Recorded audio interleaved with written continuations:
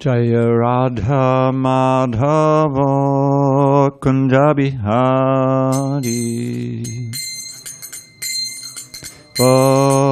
Kunja Bihari Jaya Radha Madhava Kunja Bihari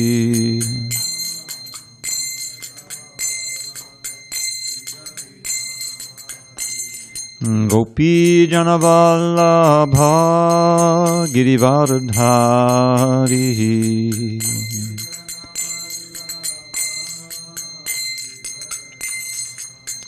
Jai Gopi Janavallabha Girivardhari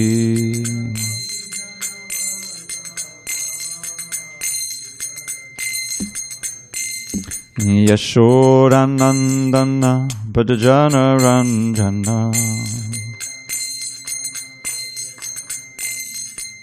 Yashodanandana Bhajana Ranjana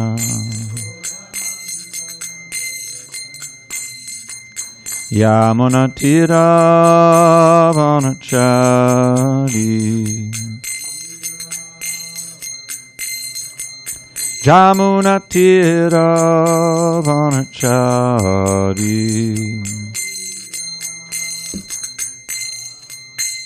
Jaya Radha Madhava Kunja Bihari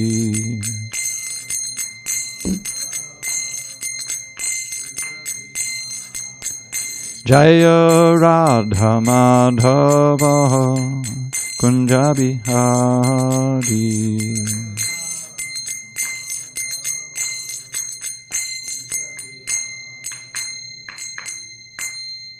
Jai Mr. Paramahamsa Parudikacharya Ashtotar to the Sri Srimad Divine Grace Srila A.C. Bhaktivedanta Swami Prabhupada Ki Jai ISKCON BBT Founder Acharya Srila Prabhupada Ki Jai Jai Om Vishnupad Paramahamsa Parudikacharya Ashtotar to the Sri Srimad His Divine Grace Srila Bhakti Siddhanta Saraswati Thakur Ki Jai Ananta Koti Vaishnavinda Ki Jai Namacharya Srila Haridas Thakur Ki Jai Srimad Bhagavad Gita Ki Jai Samaveda Bhaktivinoda Ki Jai All glories to the assembled devotees.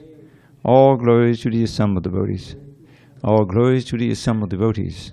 All glories to Shri Guru and Gauranga. Okay.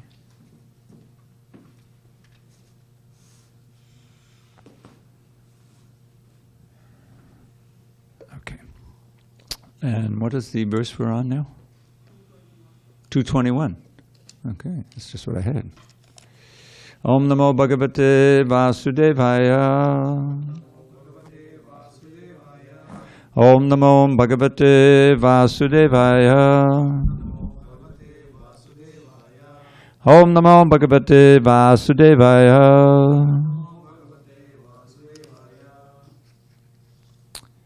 Okay. We're on page 88.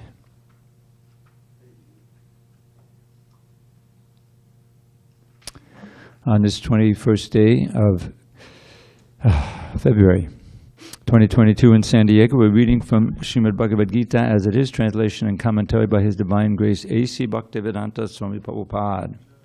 And this is also the glorious appearance day of Srila Bhaktisiddhanta Saraswati Thakur. Text 21, Chapter 2, entitled Contents of the Gita Summarized.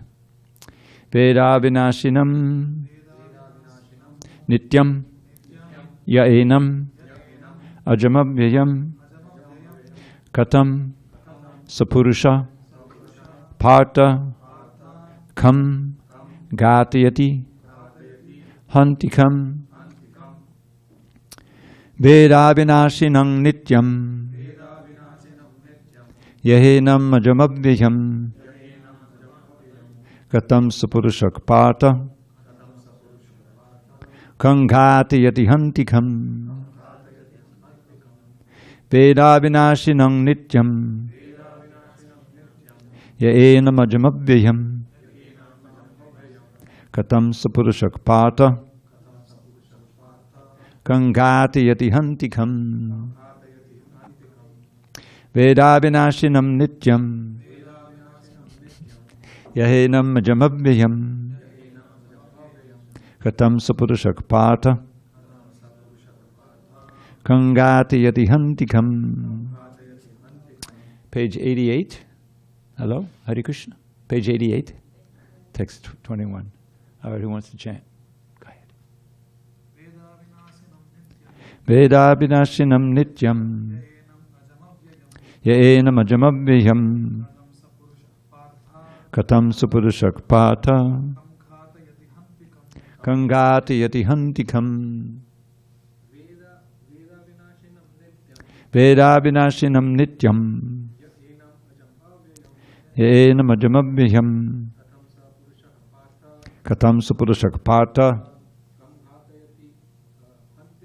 kangati yati hantikam. Tapas. Veda vinashinam nityam yaenam ajamavyayam katam sapurusha pata kangati yati hantikam. Anyone else? Zoom? Anyone in Zoom? Veda vinashinam nityam. Veda vinashinam nityam. Yaenam ajamavyayam. Yaenam ajamavyayam. Katam sapurusha partha. Katam sapurusha partha.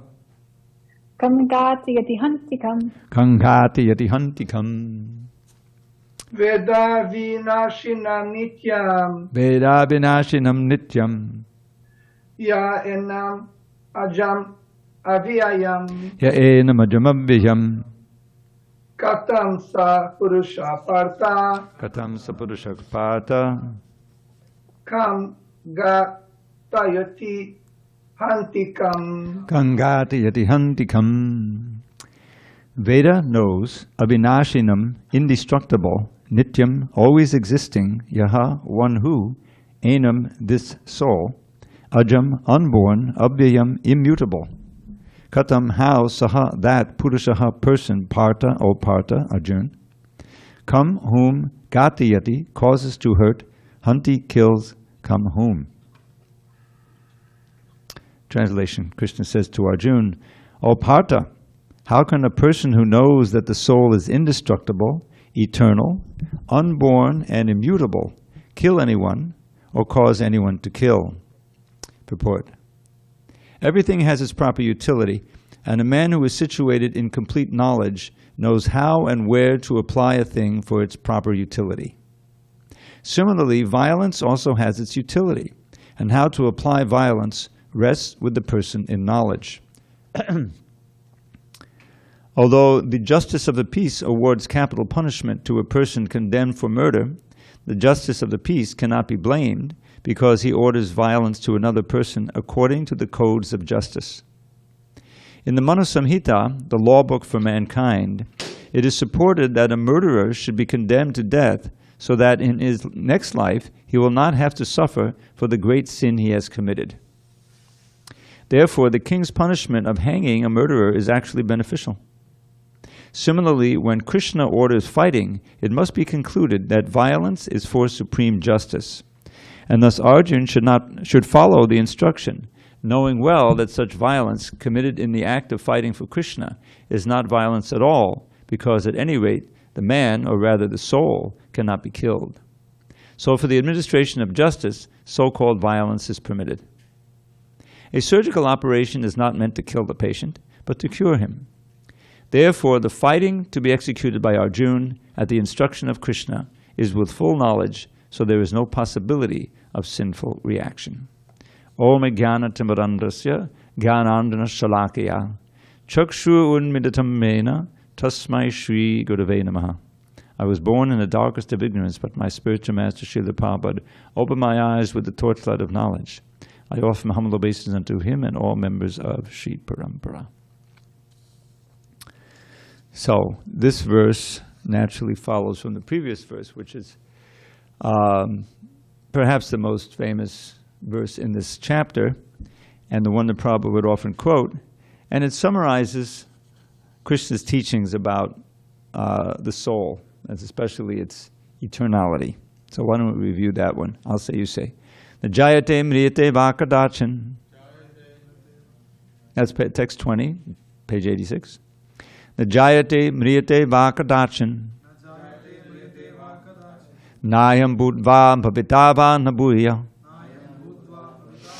Nabuya. Ajo nityak shashvato yang purano.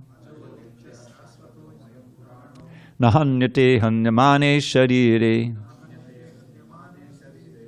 For the soul there is neither birth nor death at any time. He has not come into being, does not come into being, and will not come into being. He is unborn, eternal, ever-existing, and primeval. He is not slain when the body is slain. So remembering that this conversation is taking place on a battlefield, and that the external reason, if you will, for Krishna's speaking to Arjuna is to convince him to fight. Now he's completely discouraged from the idea of fighting because everyone on the other side, or so many on the other side, are related to him either by blood relationships or marriage relationships, or student and teacher in the case of Dronacharya, or grandson and grandfather in the relationship between Bhishma Dev.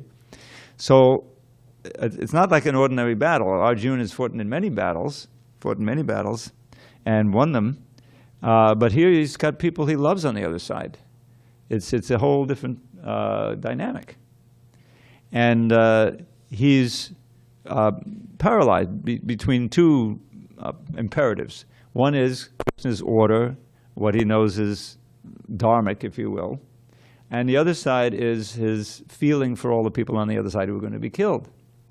And so what he tries to do, if you recall, in the first chapter, in the first part of the second chapter, is to somehow give a dharmic or righteous air to what he's expecting to do, what he wants to do.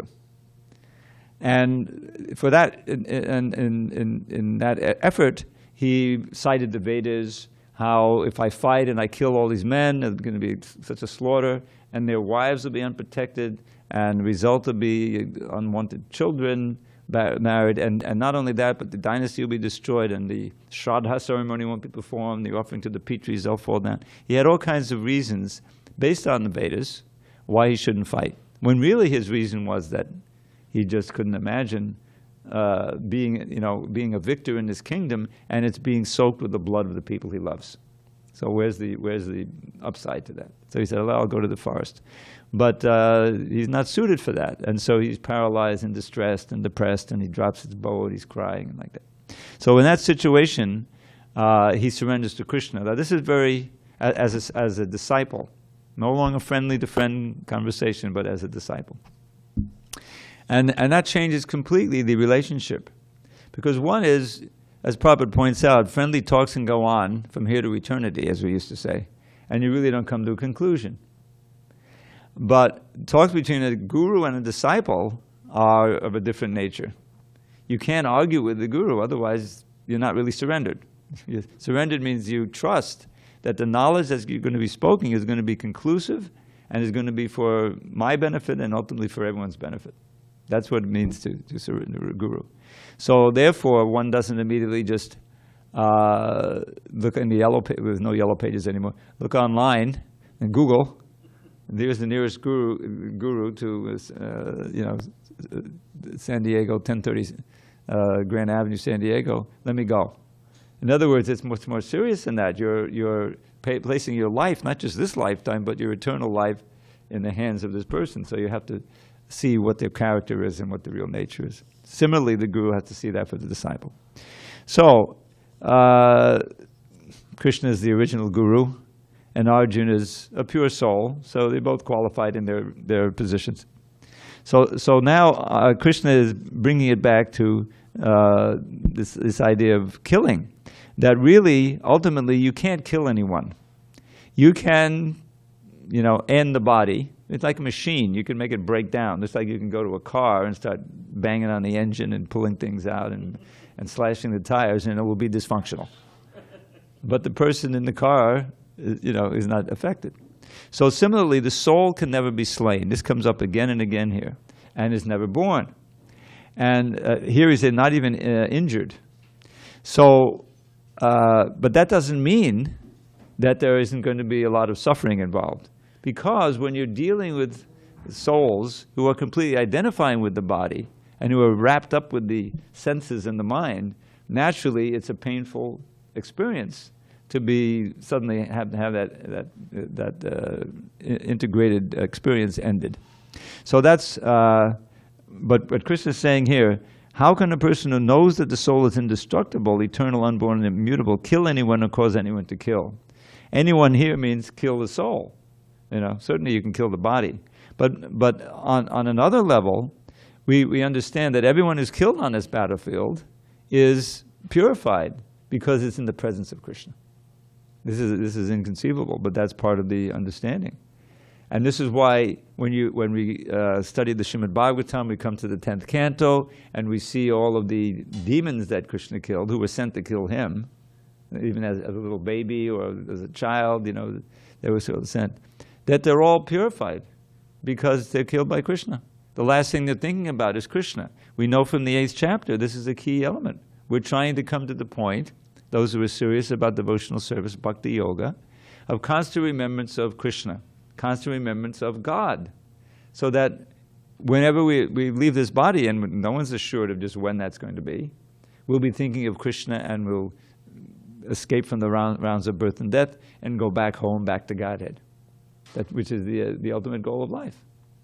So we're confident, we have to be confident if we're going to practice bhakti that these first principles are true, that we never will actually die, we'll just change the body. But if we are identifying with the body and we're trying to enjoy the senses of the body separately, then that death will be an agonizing experience, because everything that we treasure, that we're familiar with, is suddenly taken away from us. Our loved ones, we don't know what's going to happen. That ignorance is also very terrifying. And so that's happened many times before. And Krishna's mercy is that we forgot. We've forgotten all those deaths, and we're now in this situation. So if we use our intelligence, we'll follow the program that this will be our last death. Let's end this cycle. That's a very important original impetus for practicing serious yoga. Not hatha yoga, but bhakti yoga. As Krishna says, Janma mrityu jara vyadi dukkha doshano narshanam. One should always be aware of the evils or the stresses of birth, old age, disease, and death. And you can see that so much of material life is acting in such a way, oh, enjoy this, go here, do this, watch this movie, put on the virtual reality, do something, so we can forget our mortality. We can forget that our time is running out, you see. And therefore, we remain in ignorance, and we commit all kinds of sins that will make our transition to the next body that much more painful. Because we're being observed at every moment. Krishna explains, 13th chapter, what is the Supersoul? Upadrashta anumantacha bharta bhokta maheshwara. Upadrashta means he's watching. What does it mean? The Supersoul is there. He's seeing everything.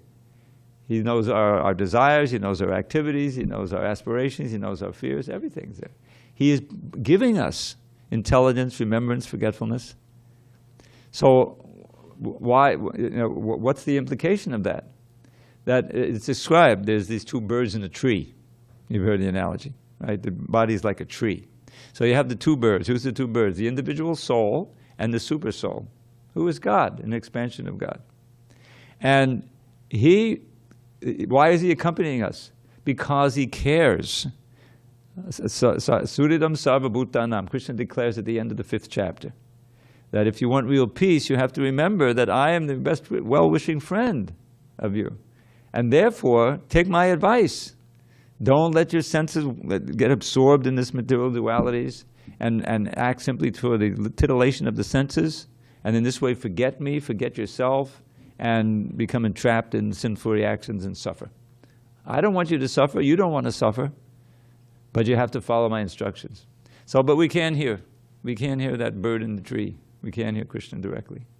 So, what does he do?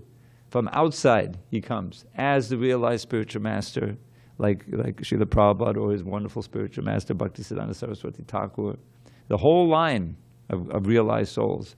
And what are they saying? From the Shastra, from the revealed scripture. primarily Bhagavad Gita, which is really the ABCs, but it's not so easy to understand for us because we're so rudimentary. But we have the Bhagavatam, the Chaitanya Charitamrita, the Srila Prabhupada worked so hard to give us these books by which we can guide our light. I return once again, if you'll allow me, to the end of the 16th chapter. The 16th chapter is the divine and demoniac natures. And it's very revelatory because you read when I first read that chapter, and I read the demoniac part, I said, check, check, check, check, check, that's me. But then at the end of the chapter, he brings it all home. So he's describing that if you remain a demon and you act that way, then you go down, down, down, and you suffer, suffer, suffer. So it's the hellish life. So then he says, Trivadam nadakasyedam dwaram nashanam atmana kama koras tata lobas tasmarita trayang chajait. There are three gates leading to this hellish existence that I guess. Lust, anger, and greed. Everything proceeds from kama. Kama is originally prema. But when we come in contact with this world, that ardent desire to enjoy, which in its wholesome state, means to give Krishna enjoyment, and we enjoy that giving, just like a mother enjoys giving pleasure to her child. Isn't it?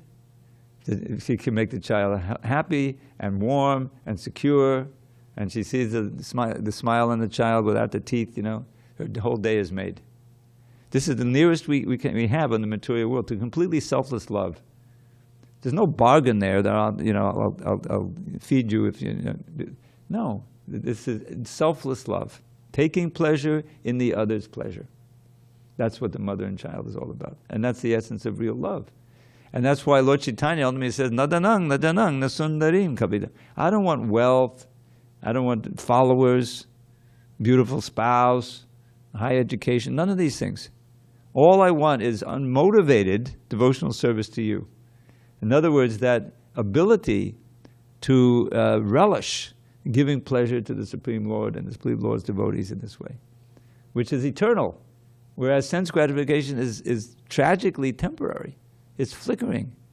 It's Maya Sukhaya. Prahlad Maharaj is saying, in his famous verse, says, I don't have any problem because at any place I can immerse myself in glorifying you and praying to you and thereby dive into an ocean of nectar. He's speaking to Lord Nrsingadev. Naibod vijay padadatya vaitadanyastvad mahamata magna chitta. He says, na udvijay. I'm never in distress. He answered the first question of his father, what did you learn today? And he said, Tatsadamunya yasodabaya dehidam sadasam udvigna deyama sadgrahat. Udvigna. He said, my dear best of the demons. He didn't call him a father. He says, what I learned today, the best thing for the soul, the embodied soul, who is always in distress, sada, some udvigna. Not just udvigna, but some udvigna, totally distressed, because we're holding on to the impermanent for dear life. We're trying to preserve this body, which is destined for a lowly end. We're trying to preserve the relationships, our wealth, our position, family, all of that. But those are just like dreams. They come and they'll eventually go. Our relationship must end with them. And so that's the source of great anxiety, you can imagine. If everything you treasure, or your identity, what's important in your life, where you got that's all doomed by time. I mean, who can argue against that? That's the constant state of anxiety. So to forget that, we engage in these sense gratification, one after another. So he says, well, what's the real solution? Why is it such a conundrum? Samudvigna? A sadgrahat. Sanskrit is so concise. What is that? There's a concise saying about what real eloquence is. Essential truth spoken concisely is true eloquence. And our books are full of these eloquent statements. So a sadgrahat, 4 syllables, he's saying what the real problem is. We're holding on for dear life to the temporary. I like to give the example because we're right near the ocean here. So you're out for a pleasure cruise, and suddenly the boat springs a leak. Oh, what a disaster. But luckily, we've got our life preservers, right? And we're not that far up the coast, so they'll find us as we go. So you go out on a life preserver, and now you're okay, we're fine. But then the life preserver has a leak. And you feel your shelter, you know, from the boat, you know, which is already dangerous, now to life preserver. So that's exactly what it is. We're taking shelter of the famous fallible soldiers, beginning with this body itself, and the bank account, and the insurance, and the military, the defense industry, $750 billion a year. People know that to keep us safe. It's a big scam, you know, 750. But how can you be safe? Time is coming. He's going to, you know, you can't be safe. So this is why so what's the solution? Now this is really, it hit Hiranyakashipu like a whip, you know. His little son is speaking this. It says, Samudvigna diyam asadgahat hit vatmapatam griyamandakupam vanam gadoyad hadamashiyeda. He said, give up this materialistic blind well of material family life. Hit vatmapatam griyam andakupam, it's like a blind well. And do what? Vanam gata, go to the forest, Vrindavan, it's understood, and take shelter of Krishna, Hari. Oh, he's my arch enemy. He killed my brother. I'm the biggest demon in the universe. You know? So he didn't want to hear that, but that's the solution. So the idea is that when we stop trying to enjoy as spirit souls, we're out of our element. We're in the material world. So we're trying to enjoy matter, but it's incompatible. And it's a fool's errand. So when we stop that and take to the instructions of the Shastra and the Guru, and we control the senses and start using them to connect to Krishna in service, through glorification of the holy name, through other practical services, eating in a certain way, living in a certain way, that brings us closer to Krishna, then we find that the udvigna, the distress is decreased. You see? Because we're on the path out of this trap of trying to enjoy. And it all begins with understanding that we ourselves are not this body, and we weren't all those other bodies we went through, and on which we were rudely awakened that, you know, we're separated from that in death, and what's going to happen? Then you come to a new body, according to your consciousness. So he's saying here that no one can kill anyone, no one can hurt any soul. And so you should, on that basis, Arjuna, you should start recalculating what's proper to do. Because these men, he says this in the 11th canto, they're going to die anyway. This is because they're the burden on the earth and demons and so. So you can't save them. But if you fight in the war, then you'll be doing the right thing for yourself, and you'll help to reinstitute Dharma in the world in the person of your elder brother. Okay, any questions on text 21? Okay, text 22, another famous verse. Wonderful. I have a question. Okay. Go ahead, Arjun. Prabhu, why is it that the Hare Krishna movement criticizes the meat eaters when, in accordance with this verse, the soul cannot be killed? Why don't we? I'm sorry. The beginning was we preach against meat eating. If the soul cannot be. Why is it that the Hare Krishna movement criticizes the meat eaters because they kill the animals? Criticize the meat eaters. When in accordance with this verse, the soul cannot be killed. Yeah, the soul cannot be killed. But when you act, now this is an important point. It comes up again in the 18th chapter, I think. That if you kill free of ego, if it's on the basis of instruction from a higher source and it's for the proper reason, there's no sin. Arjuna will not be sinning by fighting the battle, rather by giving up the battle. Because fighting the battle is according to Krishna's greater plan. But what's the motivation? Everything goes back to the motivation for the meat eaters. Why do we criticize the meat eaters? Because it's entirely out of the motive for simply satisfying your senses, for the tongue. In other words, if, on the other side, if Krishna wasn't there and the battle was just between the two, then Dodhyuyan side would be committing great sin. They're still committing great sin. Because their motive is entirely to enjoy the kingdom and engage in sense gratification. Whereas Arjuna's motive is clearly not personal, because the last thing he wants to do is kill on the other side for some material reason. But he'll do it for the greater cause that Krishna is giving, because it's God's desire. As Prabhupada says at the beginning of his purport, violence sometimes has its justification. If someone is really a murderer, then it's good for him to be executed. That may not be popular sentiment, but it's true. Because that way he'll be absolved of the sin by the execution. But so the whole thing depends on the overall reason for the violence. In this case, you're talking about violence against animals, and the motive of the person who's performing the violence. And in the case of the meteors, it's entirely for selfish motive. Meat eating has like 10 strikes against it. The first one is it's a grievous sin. You're causing unneeded suffering for these innocent animals who are souls just like you. And so that in itself is sinful. But at the same time, it's bad for your health. That's been proven. It's bad for the planet.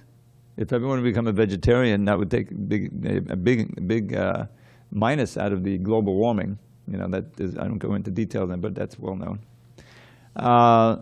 And it's very expensive. It's much cheaper to be a vegetarian. All kinds of ways is beneficial. But still people eat meat. Why? Because they're addicted to it. Just like the smoking.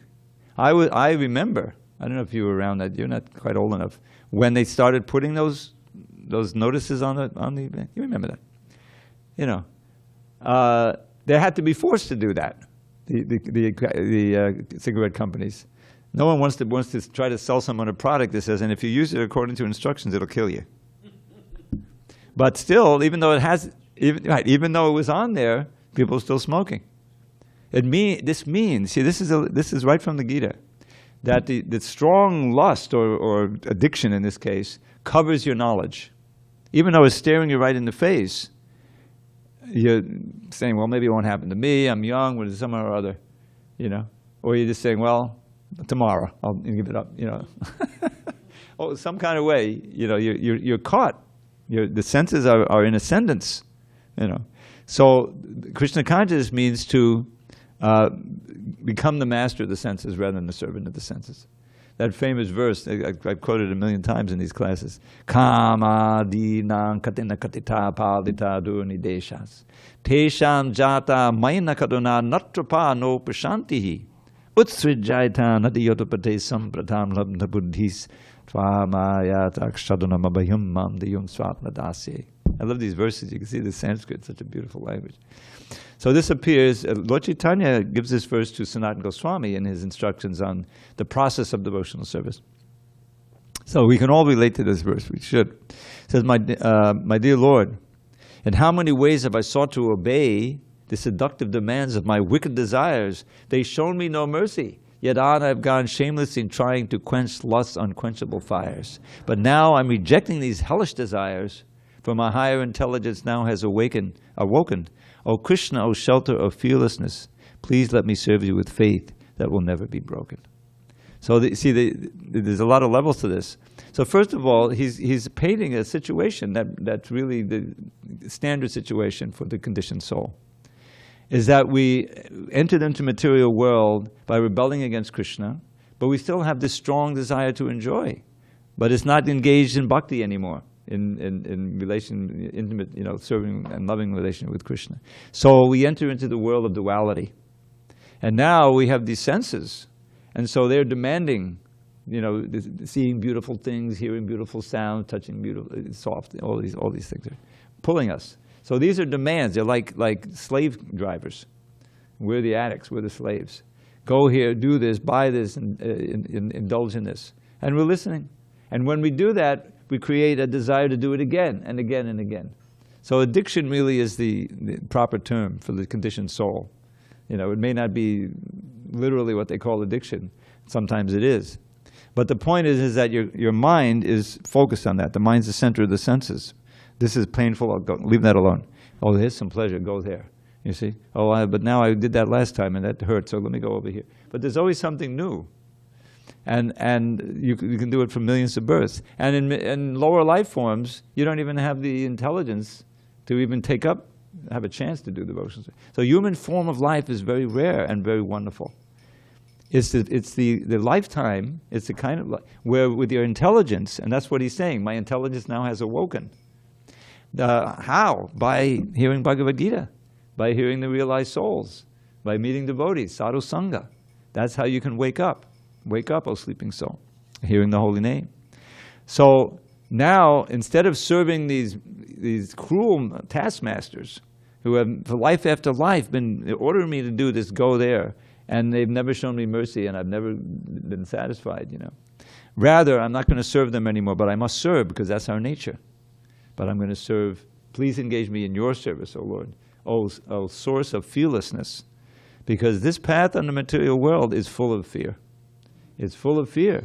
You know, we try to forget it, but there's you know, I mean, we're hoping and confident, you know, that it's not going to end that the Ukrainian, Russian, American, NATO thing is not going to blow up and be World War III in the end. But everyone knows in the back of the mind, when you got these, you know, Russia, they have thousands of nuclear bombs, and we have thousands of nuclear bombs. It can happen, you know. So that's that, and it's all a result of lust, anger, and greed completely controlling the intelligence and like that. So it's very instructive. And here, Krishna's, you know, he's now this next one. We didn't do the text 22 yet, did we?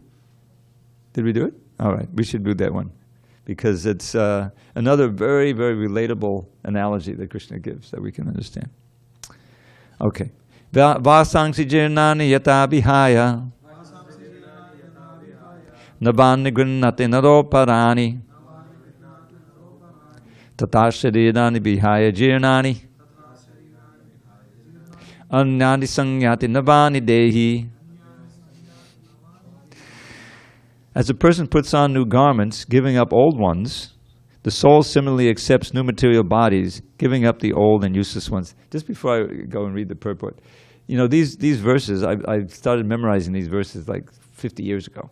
And they're just like old friends. You know, when you come across a verse like this, yeah, you know, I know what that means. It's simple Sanskrit, you know. When you but it's so cogent, it's so wonderful. Purport: change of body by the atomic individual soul is an accepted fact.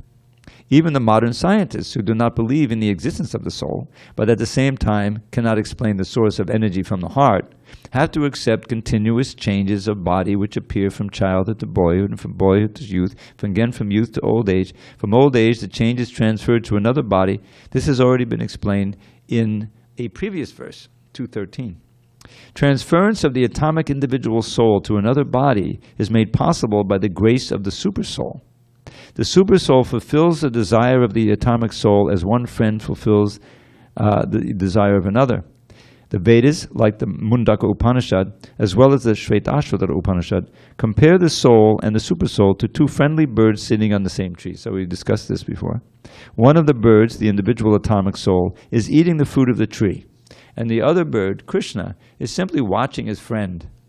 Of these two birds, although they are the same in quality, one is captivated by the fruits of the material tree, while the other is simply witnessing the activities of his friend. Krishna is the witnessing bird, and Arjuna is the eating bird. Although they are friends, one is still the master and the other is the servant. Forgetfulness of this relationship by the atomic soul is the cause of one's changing his position from one tree to another, or from one body to another. The jiva soul is struggling very hard on the tree of the material body, but as soon as he agrees to accept the other bird as the supreme spiritual master, as Arjuna agreed to do by voluntary surrender unto Krishna for instruction, the subordinate bird immediately becomes free from all lamentations. Both the Mundaka Upanishad 3.1.2 and the Śvetāśvatara Upaniṣad 4.7 confirm this, and this is the verse about the two birds we can chant. I'll say, you say. Samane vrikshe purusho namagno nishaya shochati muhyamanaha Drishtang yada pasyatyanyamisham asyam mahimanam iti vita shokaha. You can tell these Upanishads when the meter is a little different. You know. Although the two birds are in the same tree, the eating bird is fully engrossed with anxiety and moroseness as the enjoyer of the fruits of the tree, so-called enjoyer of the fruits of the tree. But if in some way or other he turns his face to his friend, the Lord who knows his glories, and knows his glories, the Lord's glories, at once the suffering bird becomes free from all anxieties. Arjuna has now turned his face towards his eternal friend Krishna, and is understanding the Bhagavad Gita from him. And thus, hearing from Krishna, he can understand the supreme glories of the Lord and be free from lamentation. Arjuna is advised herewith by the Lord not to lament for the bodily change of his old grandfather and his teacher. He should rather be happy to kill their bodies in the righteous fight so that they may be cleansed at once of all reactions from various bodily activities. One who lays down his life on the sacrificial altar or on the proper battlefield is at once cleansed of bodily reactions and promoted to a higher status of life. So there was no cause for Arjuna's lamentation. And we see actually in the Bhagavatam the glorious departure of Bhishma Dev, who is after all a Mahajan. He was, Arjuna was lamenting.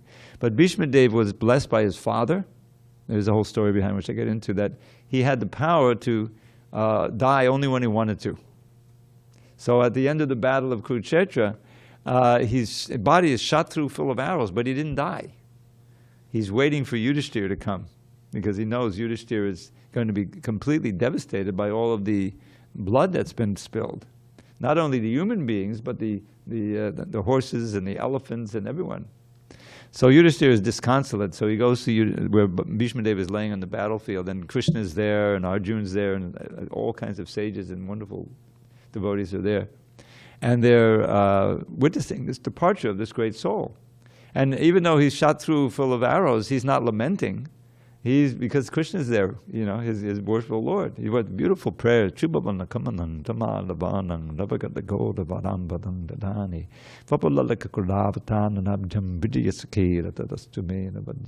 That's like the first, I think near the first of the prayers. So he's just looking at Krishna. He says, oh, he's the most beautiful in all three worlds. Uh-oh. Tamala Varnam, the dark complexion of a tamal tree. Rabikadagor, his garments are shining just like the sun. And around his beautiful lotus face are these beautiful locks. He's just meditating on Krishna. And then he prays, may I attain pure love for him and not desire anything else. This is what Bhishma Dev was praying. So his departure, he wasn't like, oh, I lost the war, I'm dying now. He was in great ecstasy. And Arjuna was there also, of course. So this is this two birds in the tree. And the idea is that he's our friend. He has our best well-wishes in mind. An ever well-wisher. Prabhupada would always sign his letters. Your ever well-wisher. HG Bhaktivedanta Swami. Now, and Prabhupada said there's different levels of friends, just like we have in English, the bosom buddy or the acquaintance, right? The friend, like that. So Sanskrit has even a more refined description. So the suhrit is a friend who always, always, always has your best interest at heart. You can't find a friend like that in here. You may have a really good friend, and he says, "Oh, what am I going to do? My girlfriend kicked me out. Can I stay at your place?" Okay, sure. You can sleep on the sofa. But after 3 days, 5 days, a week, 2 weeks, says, Prabhu, this is my living room. You'll have to go. In other words, there's a limit to how much your friendship can be on the material plane, right? But Krishna, life after life, everybody, he's always staying with us as a super soul, trying to give us good instruction, and reminding us how we should act to fulfill the karma and everything. So when we actually hear the words of Krishna that are there for our benefit, we should take them as a great boon. Bhagavad Gita, we should drink it in just like a rare beverage. It never gets old. These verses, you never say, oh, I read that one 100 times. It's always fresh, just like the Hare Krishna mantra, the holy name. And this is the difference between spirit and matter. Matter always gets old. Just like our bodies are always getting old. And the things that because we're souls, we always think that they'll last forever because but it's not. And so when the body starts giving out, or it can't do it, or you're injured or something, or get a disease, it's like a huge come down. That's why the biggest toll of this pandemic is mental. People cooped up at home, the relationships are strained. for the whole family to be together. The guy's in there trying to work at home. The mother's there trying to take care of the kid who's not at school. They can't, all over, just a little disruption like that. But in spiritual matters, we find Prahlad Maharaj, his father tried to kill him in every way he could think of. First he told him to just chop him up because he was protected by God, by Krishna. They couldn't harm him. They threw him in a vat of boiling oil. He just started swimming around. He didn't feel the heat. He was protected. We have to have that faith. And ultimately, what's the protection? The body's going to go one way or another. But to protect your consciousness so that you can remember Krishna even at the time of death. That's the key point. Everything leads to that. What is that? Etavan. Eva loke smin pungsang dharma. No. Etavan. Janmas. Sankhya yoga abhyam swadharma padinishdeya janmalabhak padang pungsam ante narayana smriti. It all boils down to that. Right beginning of the second canto, which is really a new beginning for the Bhagavatam. Shukadev begins speaking at the beginning of the second canto. And he has a little lesson. I won't get into all the previous verses, but he wraps it up. When you see a verse beginning with this word, etavat, this is an important verse. This is comprising a lot of important instruction. So here it says, etavat, sankhya yoga abhyam. Whatever you do in terms of sankhya and yoga, or your material duties, varnashram duties, it's fruitful, it makes your life fruitful, if you can remember Narayan at the end of life. It all leads to that. Because that will determine your destiny. If you're thinking of Krishna, you're chanting his name, you're thinking of his form, you're remembering him, then what does he say? Antakali tamameva, smodan mukvakal evidam, yuk priyati samadbhavam, yasinat yatra sankriya. There's no doubt about it. If at the end time of this body, time of death, then you can remember me, then you'll come to me in the spiritual world. No more birth, no more death, returning to the life of eternal life and bliss and knowledge. So how do you do that? We have to cultivate Krishna consciousness between now and that point when we have to leave this body. And we don't know when it is, so we should start chanting Hare Krishna and not stop. If you're able to start chanting. Avasmriti, it's Avismriti, Krishna Padada Vindaya. Avismriti means no more forgetfulness. Forgetting Krishna is an artificial situation. And that's what we've been doing for millions of births. So this yoga helps us to remember Krishna more and more in every step of life, every breath. Okay, any questions on this verse? Very nice verse about changing clothes. The body is just like an old coat of clothes. Like this, I've had this a while, and eventually, if I live long enough, I'll have to get another one because it wears out. This dhoti, actually, I've had a long time. And because you can't hang them up, the natural way to dry something is hang it up in the sun, right? If you do that, then your cloth can last. But no, we have these artificial heaters, the dryers, which gradually degrade the cloth. Now it's almost finished. My socks are wearing out because of that. So then you have to Hare Krishna? One second. So the idea is that, okay, so just take off the body, just like an old set of clothes, and not get another one. We don't want another one with this artificial body. This is our artificial body. We're now Sarup, spiritual body. Go ahead, Vijay. Haribol, you there? Yes, Dravida Prabhu. A very quick question related to this verse. Okay. It doesn't make sense because why is it that we are advised by the Hare Krishna movement to transcend the cycle of repeated birth and death in the material world? When here in this verse, I find that Lord Krishna is chanting to Arjuna that the soul is always accepting, rejecting the old material bodies and accepting new ones. Why? My question is, why can't we accept this situation as permanent? First of all, you like to ask these questions that everyone knows the answer to. So the point is, the process of taking off the old clothes and putting on the new ones, that's kind of a euphemism in one sense. It's not so easy. In other words, we're accustomed to identifying with this particular body, which we have to give up. And the birth, death, old age, and disease, the real problem, main problem, is disease.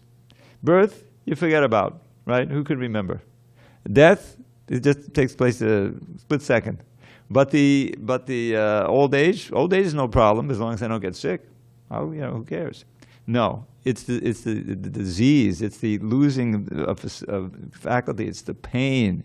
It's the breaking of relationships based on the old age, and all of that is terrifying. It's tremendously painful for the soul to go through that again and again. What do you get for it? What do you get for taking on this new body? You get this poor substitute, very, very pale reflection, perverted reflection of real pleasure in the form of sense gratification. And if you have too much of it, that just causes more pain.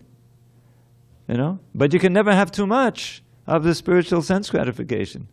We see Lord Chaitanya, they would stay up all night. They would dance and chant, to the limits of the body. But you never get satiated by glorifying Krishna because it's spiritual pleasure. That's the difference.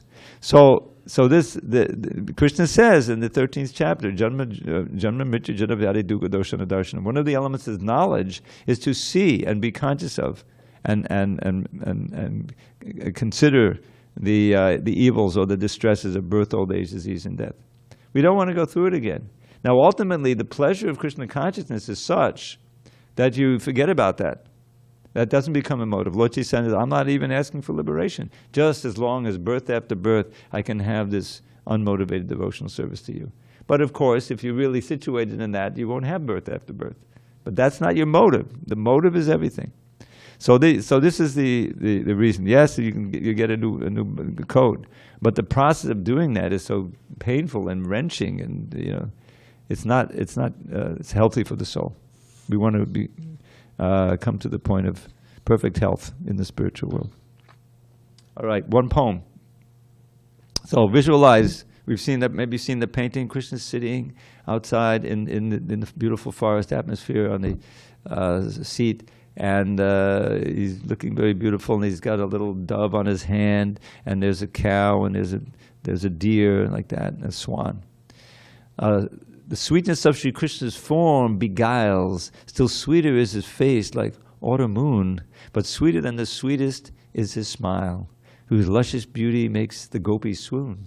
Govinda's beauty captivates the doves, the swans, the deer, the cows, and every tree. Indeed, in Braja, every creature loves Sri Krishna and is drowned in ecstasy. That all-enchanting land is paradise, our home where we may dwell eternally. Most welcome there are those who pay the price to learn to love Sri Krishna perfectly. All glories to Srila Prabhupada. Hari Hari Bol.